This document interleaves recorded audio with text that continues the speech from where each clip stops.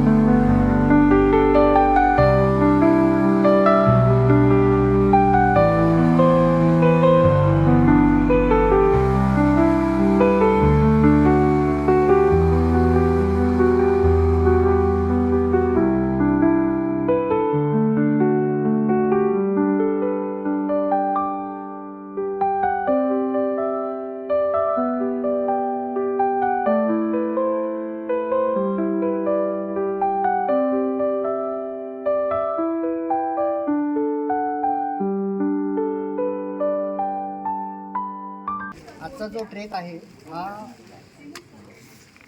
सह्याद्रीमध्ये ज्या घाटवाटांचा ट्रेक आहे. आता घाटवाटांचा ट्रेक करताना एक तर तळ कोकणात आपल्याला जावं लागतं आणि तळ कोकणातून आपण वर येतो.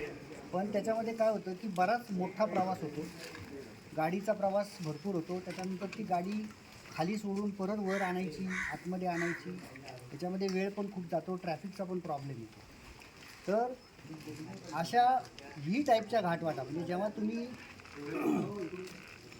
देशावरून कोकणात उतरता तेव्हा व्ही टाईपच्या दोन घाटवाटा जिथे एकत्र येतात तो घाट रूट आपल्याला सिलेक्ट करावा लागतो. म्हणजे तो कसा एक तर यू आकाराचा पाहिजे नाही तर व्ही आकाराचा पाहिजे.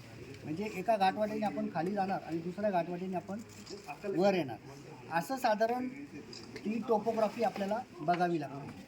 तर अशा टोपोग्राफी सह्याद्रीमध्ये ज्या ज्या ठिकाणी अवेलेबल आहेत त्या घाट रूटचं सिलेक्शन बरेचसे ट्रेकिंग क्लब करत असतात.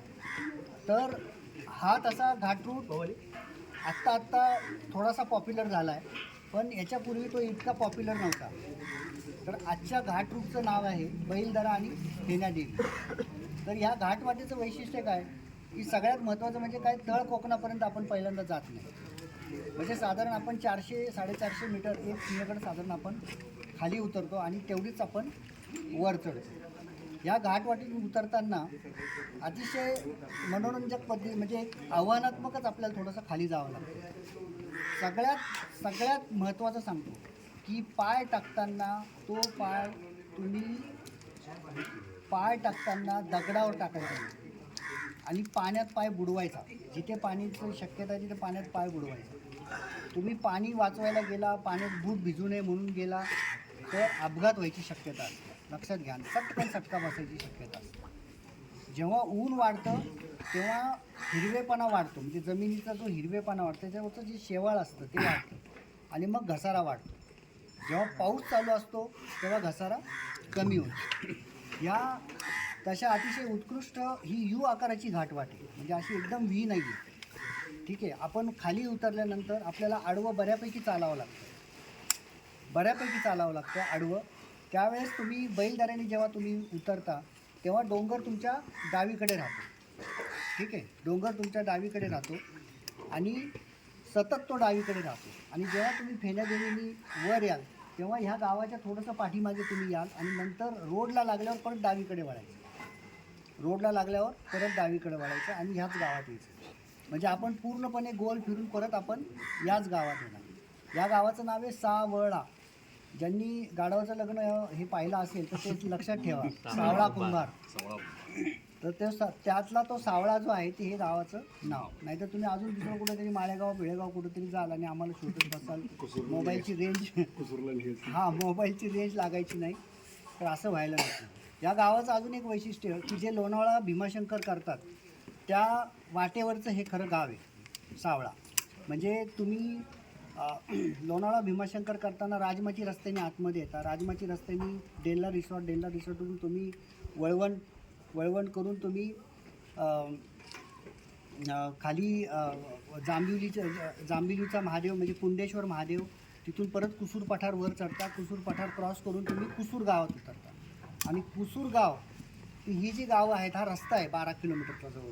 म्हणजे कुसूर ते तळपाईवाडी हा जवळजवळ पूर्णपणे रस्ता तुम्हाला चालत यावा लागतो. बरेचसे जण जीपचा वापर करून जातात. मध्ये धरण आहे त्यामुळं असं मधून काही येता येत नाही. असं पूर्णपणे राऊंड मारूनच यावं लागतं. तर त्या वाटेवरचं हे सावळा गाव आहे. या वाटेवरून उतरताना पहिले तुम्ही बऱ्यापैकी थोडंसं सपाटीवरून चालता आणि त्यानंतर मग तुम्ही हळूहळू खाली उतरायला सुरुवात करता. खाली उतरल्यानंतर उजव्या हाताला एक पाण्याचं कुंड पण आहे. म्हणजे आपल्याला जायचं आहे डाव्या हाताला खाली उतरल्यावर. म्हणजे माचीवर उतरल्यावर आपल्याला डाव्या हाताला जायचं आहे, पण उजव्या हाताला एक पाण्याचं कुंड पण आहे जुनं. पण काय नाही पाहिलं तरी आपल्याला जायचं आहे डाव्या हाताला. तर सगळ्यांनी लक्ष ठेवायचं आहे की ऑरेंज कलरचे फ्लॅग मार्क संपूर्ण ट्रेकवरती मारलेले असतील ते फक्त फॉलो करायचे. म्हणजे ते काय असे 5-5, 10-10 फुटावर मारलेले नसतील. एक 300-400 फुटावरती तुम्हाला झाडावरती ऑरेंज कलरचा फ्लॅग मार्क प्रॉपर मारलेला असेल. ओके. तो फक्त तुम्ही फॉलो करायचा. पाठीमागे सगळ्यात पाठीमागे राजू टिळेकर राहतील. त्यांच्यापैकी तुमचं आणि आमचं आपल्या दोघांचं आरोग्य चांगलं राहावं आणि पैशाच्या संधी जरी आपल्याला समान नाही मिळाल्या तरी आरोग्याच्या संधी आपल्याला सगळ्यांना समान मिळाव्या या उदात्त हेतूने या ग्रुपची स्थापना झाली आहे. आणि हा एक चॅरिटेबल ट्रस्ट आहे. मी स्वतःसुद्धा इकडे पैसे भरून आलेलो. मी जरी ऑर्गनायझर असलो, मी जरी या ग्रुपचा फाउंडर ट्रस्टी असलो तरी मी सुद्धा इथे पैसे भरून आलेलो. तर लक्षात ठेवा, एवढा उदात्त हेतू कुणाचा नसतो. तर त्या ग्रुपला तुम्ही रिस्पेक्ट द्यायला शिकले. दुसरी गोष्ट, गेली 25 वर्ष एकही रविवार न चुकता, नॉट इवन दो कोरोना ऑल्सो, एवढं सातत्य या ग्रुपचं आहे.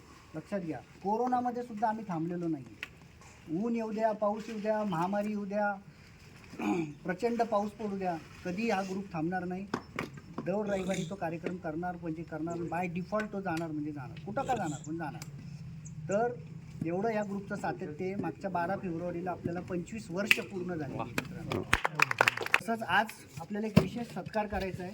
तो सत्कार याच्यासाठी की आज एक योगी, नवीन तयार झालेले योगी, ट्रेकिंगमधले योगी, बरोबर, त्यांच्यातले काही कलागुण आम्हाला मागच्या रविवारी कळाले. अतिशय भारी असा माणूस या ग्रुपला लाभलेला आहे. आणि त्याचं अजून एक वैशिष्ट्य की सह्याद्रीचे STF जेव्हापासून चालू झालं तर आज 25 वर्षाच्या इतिहासामध्ये सलग 50 ट्रेक करणारा एकच माणूस भेटला आहे. असे कोणाचे 100 झाले असेल, कोणाचे 70 झाले असेल, पण सलग 50 करणारा एकच माणूस भेटला. आणि त्यांनी रिटायर झाल्यानंतर आपलं एक नवीन जीवन, आपल्या एका नवीन जीवनाला सुरुवात केली. आणि त्याचं मला आठवतं की पहिल्या त्यांनी जेव्हा जॉईनिंगला आला तेव्हा त्याला ॲडमिशन मिळू शकली नाही. त्यामुळे तो अजून एक्साइट झाला. If I am not wrong. तर त्यांनी खूप प्रयत्न केले पण एक तरी जागा आणि नाही बाबा जागाच नाही, तर आता काय वर बसवायचे का. पण त्यांनी त्याच्यानंतर धडा घेतला आणि जशी लिंक आली तसं रजिस्टर, जशी लिंक आली पहिलं रजिस्ट्रेशन म्हणजे आतापर्यंत शेवटी मला असं वाटायला लागलं की यांना आता ड्रायव्हरच्या सीटवरच बसवायचं. 50 ट्रेक मध्ये बहुतेक 45 वेळा तरी त्यांचं पहिलं रजिस्ट्रेशन. पहिलं रजिस्ट्रेशन. तर असा हा कलाकार आवली आपल्या एसटीएफला लावला.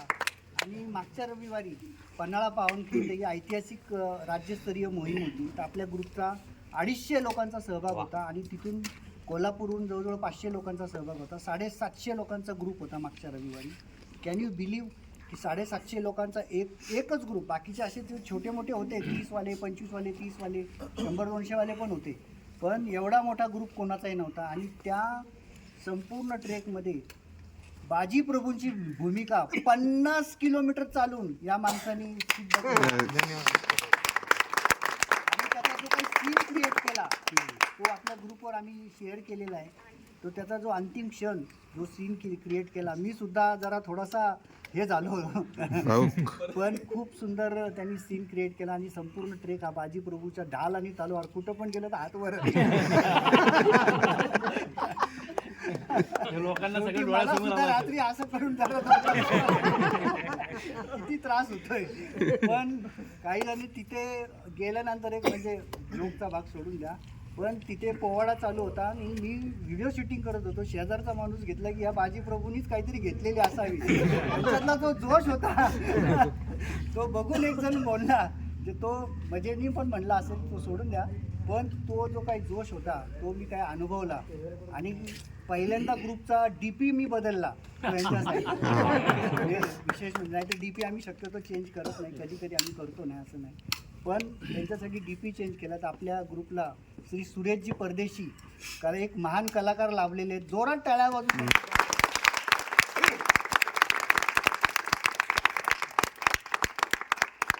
आणि आज ग्रुपचे ट्रस्टी श्री रवींद्रजी लुंकड त्यांना शिवछत्रपतींची मानाची फ्रेम आणि सह्याद्री ट्रेकरची मानाची पट्टी आज आपण त्यांना देऊन त्यांचा विशेष एक छोटासा सत्कार आपण करणार आहोत. तर एक तर 50 ट्रेक पूर्ण झाले, प्लस त्यांनी जे काही अनुभवलं सह्याद्रीमध्ये कंटिन्युअस जे काही अनुभवलं ते खूप वेगळं होतं. तर आपल्या ग्रुपतर्फे त्यांना विशेष मानाची पट्टी आज दिली जाते. तसंच आजचं जे काही जेवण आहे ते त्यांनी आपल्यासाठी ऑर्गनाईज केलं आहे, त्याच्यासाठी पण जोरात टाळ्या. रवींद्रजी लुंकर त्यांना विनंती करेल की त्यांनी मानाची पट्टी त्यांना अर्पण करावी. आशिष आडवा काढ आडवा सगळे येतील.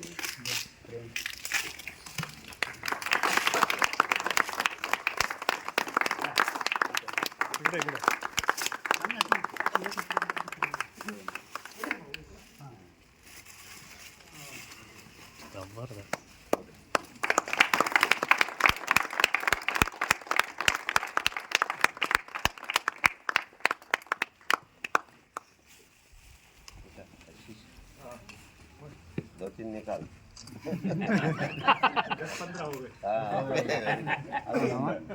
खूप खूप अभिनंदन.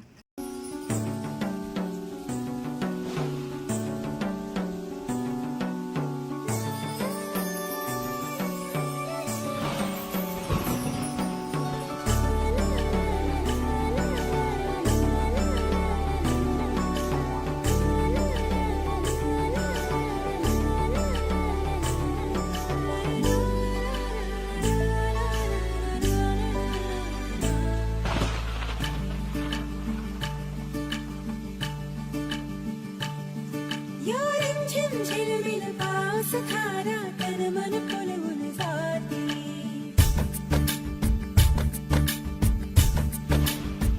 हो या रिमझिम झिलमिल पाऊस धारा तन मन फुलवून जाते. सहवास तुझा मधुमास फुलाचा गंध सुखाचा हाती. हा धुंददार वारा हा कोवळा शहारा उजळून रंग आले स्वच्छंद प्रीतीचे. चिंब भिजलेले रूप सजलेले परसुनी आले रंग प्रीतीचे. चिंब भिजलेले रूप सजलेले परसुनी आले रंग प्रीतीचे.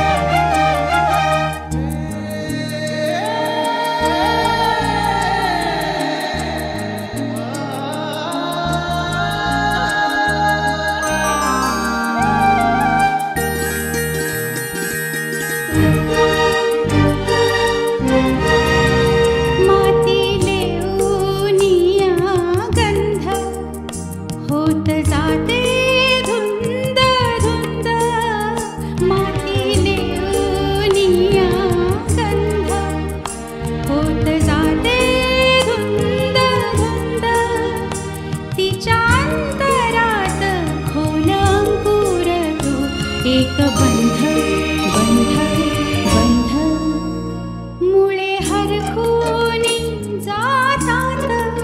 आत्ता आपण बैलघाट खाली उतरून आलो आणि माचीवरून आपण आडवं चाललो. बैलदारा ह्या आडवं जाताना आपण साधारण उत्तरेकडून दक्षिणेकडे आपला प्रवास चालू आहे.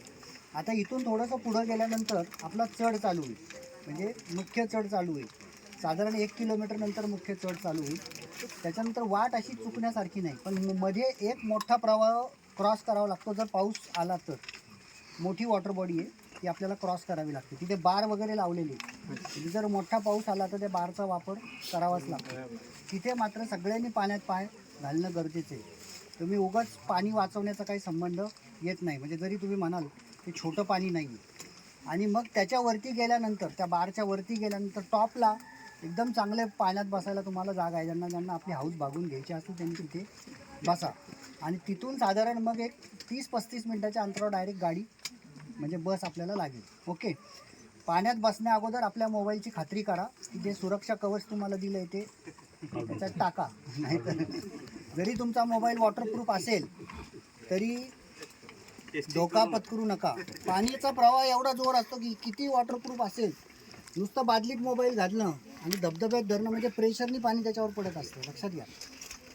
मोबाईल खराब झाल्याने काही फरक नाही पडत, पण त्याच्यातला जो डेटा आहे तुमचा इम्पॉर्टंट तो डेटा निघून जातो. आणि चुकून जर कोणाचा मोबाईल पाण्यात पडला तर इमिजिएट स्विच ऑफ करा. पूर्वीसारखे आता मोबाईलची जी बॅटरी येते ती डिस्मॅन्टल करता येत नाही. पूर्वी आपल्याला मोबाईलची बॅटरी डिस्मॅन्टल करता येत होती. आता तसे मोबाईल नाही आहेत. मोबाईलची बॅटरी इनबिल्ट असते. त्यामुळं एकच काम त्याला की स्विच ऑफ करायचं आणि 4 दिवस त्याचं नाव घ्यायचं नाही. म्हणजे घरी जाऊन पण तो व्यवस्थित लाईट म्हणजे एक तर तांदळात बुडून ठेवा, नाही तर मग जास्त सूर्यप्रकाशात ठेवा किंवा मग लाईट खाली ठेवा. एवढंच त्याला करू शकतो. पण त्याला चालू करण्याची रिस्क अजिबात घेऊ नका. तसंच आत्ता तुमच्या मागं किती जण आहे? हां, जवळजवळ सगळे आलेले आहेत. आता इथून पुढचा जो वेबिल संपला होता ते चांगलं केलं नाही तर थांबलेच नसते पुढचे. लक्षात. तर काय आहे बघा, मी आलो म्हणजे ट्रेक संपला असं नाही होत. जोपर्यंत शेवटचा माणूस येत नाही ना मित्रांनो तोपर्यंत ट्रेक पूर्ण नाही होत. जसं म्हणतात की बाबा माझा ट्रेक माझी जबाबदारी, तसं सगळ्यांचा ट्रेक सगळ्यांची जबाबदारी. लक्षात घ्या. त्यामुळं प्रत्येकाने ट्रेक पूर्ण करणं आवश्यक असतं. आणि STFची खासियत अशी असते की स्टार्ट पॉईंट आणि एंड पॉईंट हे वेगवेगळे असतात जनरली. त्यामुळं प्रत्येकाला ट्रेक पूर्ण करावा लागतो. आणि इकडे आणताना कुणी नवीन मेंबर आणताना ज्याचा फिजिकल फिटनेस आहे असेच मेंबर इकडे आणा. बाकीच्यांना नमस्कार करा, बाकी काही नाही. हे पिकनिक नाही आहे. व्यवस्थित ट्रेक म्हणजे ट्रेकच असतो. ओके.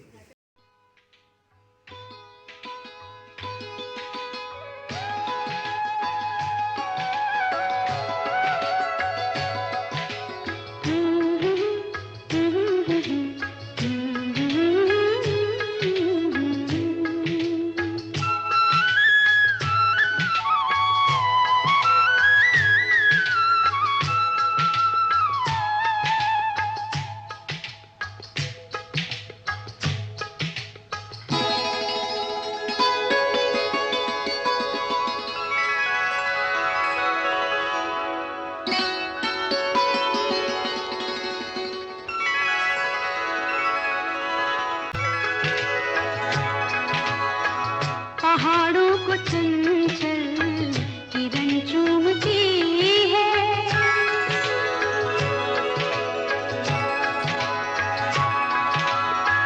पहाड़ों को चंचल किरण चूमती है, हवा हर नदी का बदन चूमती है, हवा हर नदी का बदन चूमती है। यहाँ से वहाँ तक है चाहों के साए, यहाँ से वहाँ तक है चाहों के साए, ये दिल और उनकी निगाहों के साए मुझे घेर लेते हैं बाहों के साए, मुझे घेर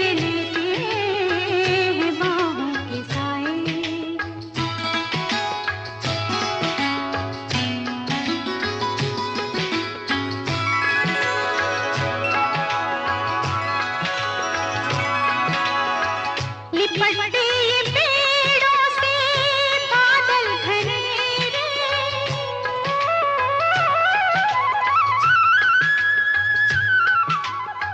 लिपटते